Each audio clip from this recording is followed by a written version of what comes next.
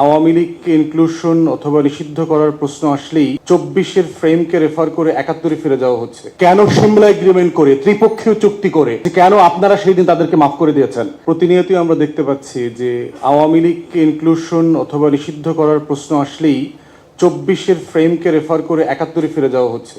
এবং এইটাকেই আমি হলো দিল্লির ডিসকোর্স আকারে পড়ি আর কি।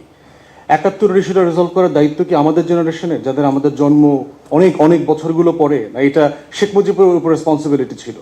72 থেকে 75-এর সরকার ছিল। এই সোনার বাংলা সবচেয়ে বেশি সময় ধরে কে শাসন করেছে?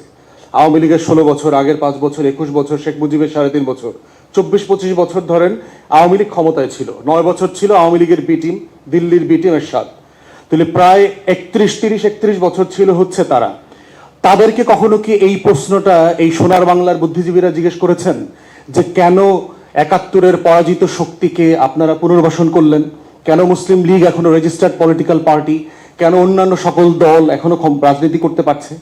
তাহলে যখনই আমরা 24-এর নগদের বিচার চাচ্ছি, গণ অভ্যুত্থানের বিচার চাচ্ছি, এই যে ফ্রেমটাকে রিওয়াইন্ড করে আচ্ছা তাহলে 71টাকে রিজলভ করে আসি, তারপরে 24-এ ফিরবো, এর মানে হচ্ছে যে আপনার বাচ্চা পরশুদিন একটা দুষ্টামি করছিল, আপনি কিছু করেন নাই, কিন্তু আজকে দুষ্টামি করার সাথে সাথে নগদে একটা চট দিছেন, তখন বললেন যে কি ব্যাপার, পরশুদিন তো মারো নাই, তাহলে আজকে মারলা কেন? মানে এইটা তো যুক্তি হইতে পারে না।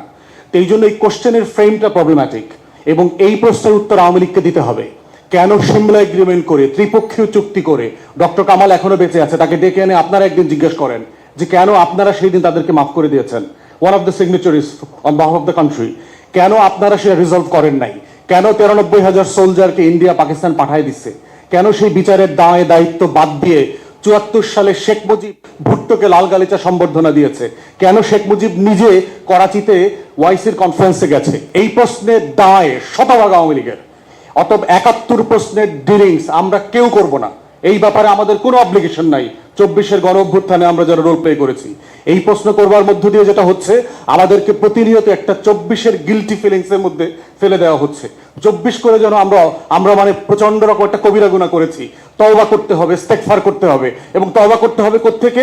আমার জন্ম যতই পরে হোক, 71 থেকে আমাকে তওবা করা শুরু করতে হবে। এই ফ্রেমটা হলো দিল্লির ফ্রেম।